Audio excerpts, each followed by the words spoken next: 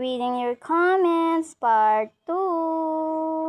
At ang sabi ni Noble Player, happy birthday po sa'yo. Maraming salamat sa nagbabati sa akin. God bless you. At ang sabi naman ni Jasmine, happy birthday sa'yo. Thank you. Thank you sa lahat ng nagbabati ulit sa akin. Maraming salamat. Sana palagi kayo nakasuporta sa akin. Thank you. At ang sabi naman ni Jenny May, happy birthday po sa'yo ate. Salamat ading. Salamat ulit sa nagbabati sa akin. Thank you. Sabi naman na ate Jay, ate, pagpatuloy mo lang po yan pag-vlog mo. Maraming salamat po sa pagsusuporta sa akin. And thank you rin po sa anak niya ate. Thank you po. More God bless you sa inyo po. Sabi naman ni Angela, ate, anong grade mo na?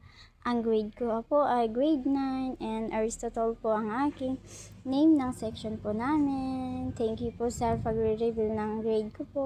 Maraming salamat. At ang sabi naman ni Laika, masali po si Novi Player ba ang dahilan kung bakit idol mo siya o yung kapatid?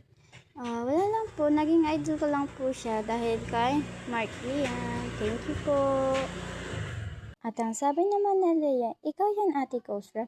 Opo, baka ikaw po yung kasama namin po doon sa yung summer po nung laro po ni ate Jaylin sa ay, ba't ko na ate si Jaylin?